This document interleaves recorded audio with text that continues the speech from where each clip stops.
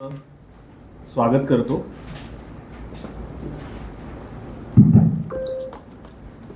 नमस्कार, मी पत्रकार भवनच्या या सभागृहामध्ये आपल्या सर्वांचं स्वागत करतो। माझं नाव संदीप बर्वे। मराठी अभ्यास केंद्र या संस्थेच्या वतीने आजची ही पत्रकार परिषद आयोजित करण्यात आलेली आहे आणि या मराठी अभ्यास केंद्राचा मी पुणे शाखा सहसमन्वयक म्हणून काम करतो। माझ्यासोबत या पत्रकार परिषदेला माझ्या शेजारी प्राध्यापक रोहित पाटील बसलेले आहेत, त्यांच्या शेजारी महेंद्र दडस, त्यानंतर चंद्रकांत काकड हे मंचावर बसलेले आहेत आणि त्याचबरोबर सभागृहामध्ये अजय पवार आणि नलिनी सोनवाणे हे मराठी अभ्यास केंद्राचे कार्यकर्तेही उपस्थित आहेत। आजच्याही प्रसारमाध्यमांमध्ये, आजच्याही विविध दैनिकांमध्ये मतदारसंघ पुनर्रचना विधेयकाच्या संदर्भात अनेक बातम्या आलेल्या आहेत। काल दिल्लीमध्ये सुद्धा अनेक घडामोडी घडलेल्या आहेत आणि या अनुषंगाने मराठी अभ्यास केंद्र गेली अनेक महिने मतदारसंघ पुनर्रचना विधेयकाच्या संदर्भामध्ये समाजातल्या सर्व थरातल्या लोकांपर्यंत हा विषय पोहोचावा यासाठी विविध उपक्रमांचं आयोजन करते आहे। महाराष्ट्र दिनाच्या दिवशी 1 मेला आपण मराठी कारण जागर यात्रा काढलेली होती आणि या मराठी कारण जागर यात्रेमध्ये सांस्कृतिक कार्यक्रम सादर करण्यात आले, पथनाट्य सादर करण्यात आलं आणि या पथनाट्याचा विषय होता मतदारसंघ पुनर्रचना विधेयक आणि हे लिहिलं होतं रोहित पाटील यांनी। रोहित पाटील यांचा या विषयावरचा विशेष अभ्यास आहे।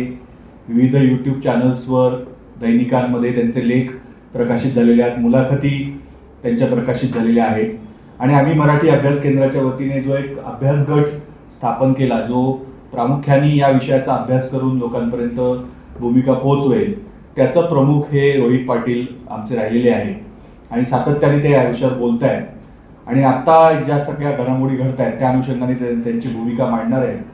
तर त्यांची एक कार्यशाळा सुद्धा मराठी अभ्यास केंद्राने 31 जुलैला पुण्यामध्ये आयोजित केलेली होती। तर मी अधिक न बोलता त्यांना अशी विनंती करतो की त्यांनी मतदारसंघ पुनर्रचना विधेयकाच्या संदर्भात सविस्तर भूमिका मांडावी। नमस्कार, मी रोहित पाटील। प्रथमतः आमच्या विनंतीला मान देऊन आपण सर्वजण इथे उपस्थित राहिलात याबद्दल आपल्या सर्वांचे मनपूर्वक आभार। विषयाला सरळ सुरुवात करतो। लोकशाही व्यवस्थेमध्ये देश पातळीवर आपण खासदार निवडतो आणि हे जे खासदार आहेत, मराठी माणसाचा आवाज दिल्लीमध्ये बुलंद करण्याचं काम हे खासदार करतात। म्हणजे सामान्य माणसाची राजकीय ताकद जर देश पातळीवरती कोण असेल तर हे खासदार असतात आणि या खासदारांच्या संख्येमध्ये मतदारसंघ पुनर्रचना या विधेयकामुळे बदल होणार आहे। हा जो खासदारांच्या संख्येमध्ये बदल होणार आहे तो मराठी माणसाच्या हिताचा नाहीये। आपण जर दक्षिण भारतामध्ये पाहिलं तर तामिळनाडूमध्ये स्वतः तिथल्या मुख्यमंत्र्यांनी एक सर्वपक्षीय बैठक बोलावली आणि त्या बैठकीमध्ये त्यांची भूमिका मांडली। मग तामिळनाडूमध्ये सत्तेतले पक्ष असोत की विरोधातले पक्ष असोत, त्यांची एक ठाम भूमिका आहे, ती तामिळी जनतेच्या बाजूची आहे, त्यांच्या हिताची आहे। अशी कुठली भूमिका महाराष्ट्रातील नेते घेत आहेत? स्वतंत्र भारताचं पहिलं मंत्रिमंडळ होतं, त्यामध्ये आपले ज्येष्ठ नेते सी.डी. देशमुख यांनी त्या काळात अर्थमंत्री पदाचा राजीनामा दिला होता, कारण त्यांना असं निदर्शनास आलं की मुंबई ही महाराष्ट्राचा भाग होऊ न देता त्याला केंद्रशासित प्रदेश करावा असं काही नियोजन चालू आहे हे त्यांच्या निदर्शनास येताच त्यांनी मराठी माणसाच्या हितासाठी, महाराष्ट्राच्या हितासाठी सत्तेवरती लाथ मारली। मग सी.डी. देशमुख हे देशप्रेमी नव्हते का? होतेच। म्हणजे मराठी माणसावर होणारा अन्याय त्याबद्दल जर कोणी भूमिका घेतली तर ती देशाच्या विरोधात नसते, कारण भारतीय ही जी आपली अस्मिता आहे त्याच्या अंतर्भूतच मराठी ही सुद्धा अस्मिता आहे। महाराष्ट्र आणि मराठी माणूस हा भारतातच राहतो, त्यामुळे मराठी माणसावर अन्याय होतो म्हणजे तो एका भारतीय माणसावरच अन्याय होतोय आणि त्याबद्दल बोललं पाहिजे ही मराठी अभ्यास केंद्राची भूमिका आहे।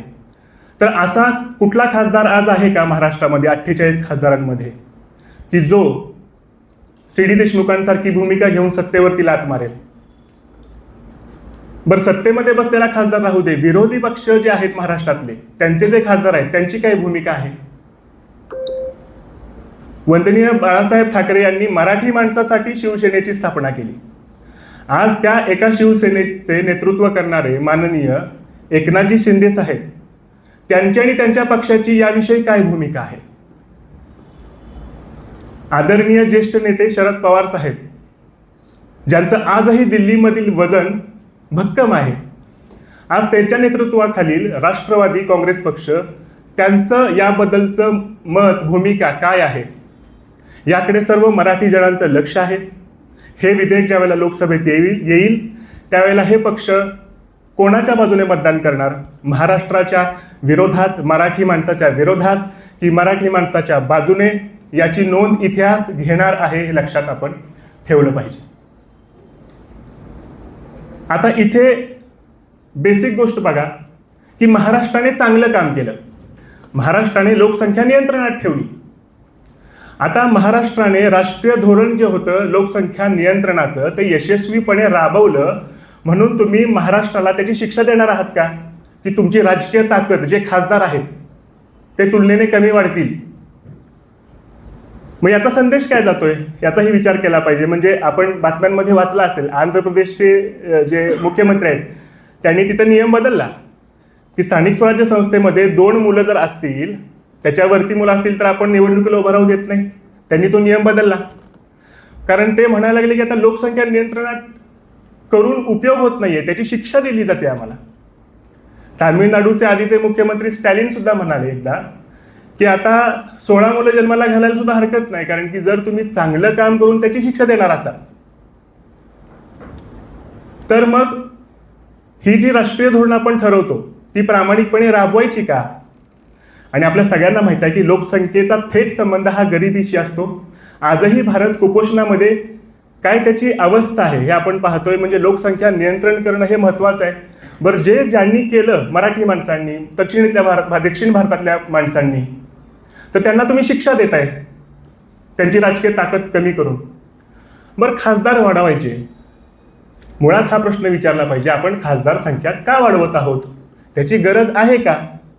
इथं खासदाराचं काम काय याच्यामध्ये अनेकांची गल्लत होते. खासदाराचं काम काय असतं नक्की? तर राष्ट्रीय धोरण ठरवणं, देशाची कर व्यवस्था काय असेल, देशामध्ये रेल्वेची व्यवस्था कशी असेल, परराष्ट्र धोरण कसं असेल, दूरसंचार व्यवस्था कशी असेल, देशाचं शैक्षणिक धोरण कसं असेल,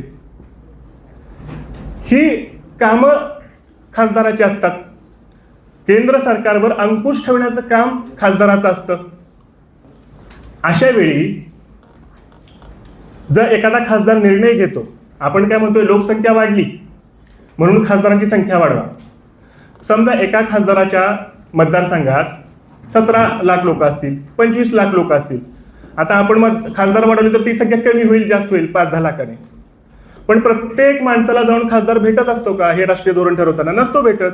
तो त्या विषयातील जो तज्ज्ञ असेल, त्या विषयावर काम करणारी जी संस्था असेल त्यांचे इनपुट्स घेत असतो आणि त्यातून स्वतःचं मत त्या संसदेमध्ये मांडत असतो. म्हणजे प्रत्येक सामान्य माणसाला जाऊन भेटणं हे मुळात खासदाराचं काम नाही. आपण जी सामान्य माणसं आहोत, आपले जे दैनंदिन प्रश्न आहेत, जसे की गटार कुणाची फुटली असेल, कोणाच्या घरी पाणी येत नसेल, कचऱ्याचा प्रश्न असेल, याच्यासाठी स्थानिक स्वराज्य संस्था, नगरसेवक, ग्रामपंचायती, नगरपालिका, महानगरपालिका या गोष्टी आहेत. त्याहून थोडासा मोठा प्रश्न असेल तर आमदार आहेत, त्यांचं काम वेगळं आहे स्थानिक स्वराज्य संस्थेचं, आणि खासदाराचं काम वेगळं आहे. पॉलिसी मेकिंग, राष्ट्रीय धोरण ठरवणं हे त्यांचं काम आहे. त्यामुळे लोकसंख्या वाढली म्हणून तुम्ही खासदारांची संख्या वाढवा, हा जो तर्क आहे तोच मुळात अयोग्य असा तर्क आहे. बरं, जागतिक स्तरावर पण याचं आपल्याकडे उदाहरण आहे. अमेरिकेमध्ये 1913 साली 435 सदस्य हाऊस ऑफ रिप्रेझेंटेटिव्ह मध्ये होते. त्यांच्या 1929 साली त्यांनी निर्णय घेतला की आपण ती जी संख्या आहे 435 ती वाढवायची नाही. त्यानंतर तिप्पट लोकसंख्या वाढली अमेरिकेची. आजही अमेरिका जगातील सुपर पॉवर आहेच ना, त्यांचं सुरळीत चालूच आहेत ना. बरं, नुसते आपण खासदारांची संख्या वाढवली तर ती गुणात्मक घसरण होणार आहे आणि संख्यात्मक वाढ होणार आहे. फक्त लक्षात घ्या, 543 खासदार आत्ता आहेत, असं असतानाच किती गडबड आणि गोंधळ असतो संसदेमध्ये. चालती का संसद व्यवस्थित? तिथं 850 लोक तुम्ही बसवणार म्हणजे लग्नाचा काय तो मंडप आहे का? तिथं काय गुणवत्तापूर्ण चर्चा अपेक्षित आहे आपल्याला? कशी होणार गुणवत्तापूर्ण चर्चा तिथे? त्यामुळं फक्त लोकसंख्या वाढली मग वाढवा खासदार. बघ किती वाढवत नेणार तुम्ही? 800, 1000? बरं, हा आकडा तुम्ही कसा ठरवला की एखाद्या मतदारसंघात 15 लाख माणसं पाहिजेत की 10 लाख माणसं पाहिजेत की 20 लाख? तर हा काही तर्क बसत नाही. आपण प्रश्नोत्तरासाठी आता यावरती काही लोक म्हणतील 50% जागा वाढ. 50% जागा वाढ सगळ्या राज्यांची जर केली आपण तर काय फायदा, काय तोटा आहे असा प्रश्न काही जण विचारतात. महाराष्ट्राचे पण 50% वाढतील, युपीचे पण 50% वाढतील. इथं लक्षात ठेवा, सगळी गोष्टी ह्या टक्केवारीवरती होत नाही. उत्तर प्रदेशचे 80 वरून 120 होणार आहेत. आता रस्सीखेच खेळ आपण बघितलाय, एका बाजूला 80 खेळाडू, दुसऱ्या बाजूला आता महाराष्ट्राचे 48 खेळाडू. काय नाही, 50-50% वाढवा, अजून उत्तर प्रदेशला 40 खेळाडू जास्त द्या आणि महाराष्ट्राला 24 वाढवून द्या. कोणाचा फायदा होणार मला सांगा? ज्या वेळेला एखादं विधेयक महाराष्ट्राच्या विरोधाचं असेल किंवा महाराष्ट्राच्या हिताचं असेल आणि त्यावेळेला आपल्याला जुळवाजुळव करावी लागेल खासदारांची, तिथे नक्कीच दक्षिण भारत आणि महाराष्ट्राला त्याचा दुष्परिणाम त्यावेळेला भोगावा लागणार आहे. कारण की सगळं काही टक्केवारीवरती होत नाही, तर आकडे सुद्धा, संख्या ही महत्त्वाची आहे. आणि आपण मागाशी पाहिलं तसं खासदारांची संख्याच मुळात वाढवायची गरजच नाहीये. बरं, त्याच्यामध्ये अजून एक जेरीमँडरिंगचा धोका आहे की हे जे नवीन मतदारसंघ तयार होणार त्यावेळेला त्यांच्या सीमारेषा ज्या ठरवल्या जाणार आहेत, त्या सीमारेषा ठरवताना प्रशासकीय सोय आणि भौगोलिक सलगता न बघता फक्त राजकीय फायद्यासाठी जर ते मतदारसंघ ठरवले गेले, आणि राजकारणात तसं होतंच, तर मुंबईमध्ये जी मराठी माणसं आहेत तिथे मराठी माणसांची वस्ती असेल तर काय करतील? एक तर ती सगळी वस्ती एकाच मतदारसंघात टाकतील म्हणजे बाकीचे मतदारसंघ सेफ, किंवा ती वस्ती असेल त्याला 3-4 मतदारसंघांमध्ये विभागून टाकतील म्हणजे कुठेच मराठी माणसाची ताकद राहणार नाही. हा एक जेरीमँडरिंगचा धोका आहे. शहर ग्रामीण असमतोल लक्षात घ्या, आपल्यात लोकसंख्या ही फक्त मुंबई आणि ठाणे अशा परिसरांमध्ये खूप मोठ्या प्रमाणात वाढलेली आहे. मग हे जे नवीन मतदारसंघ तयार होतील ना, ते जास्त प्रमाणात शहरी भागामध्ये वाढतील. याच्यामुळे ग्रामीण शहरी हा असमतोल तयार होईल. ग्रामीण भागाचे प्रश्न दुर्लक्षित राहतील आणि ग्रामीण भागामध्ये राहणारा जो शेतकरी आहे तो आधीच पिचलेला आहे, आधीच त्याच्याकडे कोण लक्ष देत नाही. आणि आता जर पूर्ण राजकारण फक्त शहर केंद्रित झालं तर शेतकऱ्याचे जे प्रश्न आहेत, मोबदल्याचे, त्याच्या इरिगेशनचे, कर्जमाफीचे, हे कोण पाहणार? त्यांच्याकडे पूर्ण दुर्लक्ष होईल. त्याचबरोबर शहरांमध्ये हे जे वाढलेले मतदारसंघ आहेत त्याचा फायदा नक्की कोणाला होणार, हा मराठी माणसाने विचार करण्याची गोष्ट आहे. शहरांमध्ये परप्रांतीय आणि स्थलांतरित खूप आलेले आहेत, त्यामुळे हे जे वाढलेले मतदारसंघ आहेत त्याचा फायदा होणार कोणाला, हा प्रश्न मराठी माणसानं स्वतःला विचारला पाहिजे. तर यासाठी आमच्या काही प्रमुख मागण्या आहेत 3, त्या मी इथे वाचून दाखवतो आणि त्यानंतर मग आपण प्रश्नोत्तर घेऊ. पहिली मागणी आहे, लोकसभेतील सर्व राज्यांची खासदार संख्या 1971च्या जनगणनेनुसार सध्या आहे तशीच 25 वर्षांकरिता कायम ठेवण्यात आली पाहिजे. म्हणजे हे आपण याच्या आधी 2दा केलेलं आहे. 25 वर्षासाठी सदस्य संख्या तीच ठेवलेली आहे, तर तशीच अजून 25 वर्षासाठी ही राहावी अशी आमची मागणी आहे.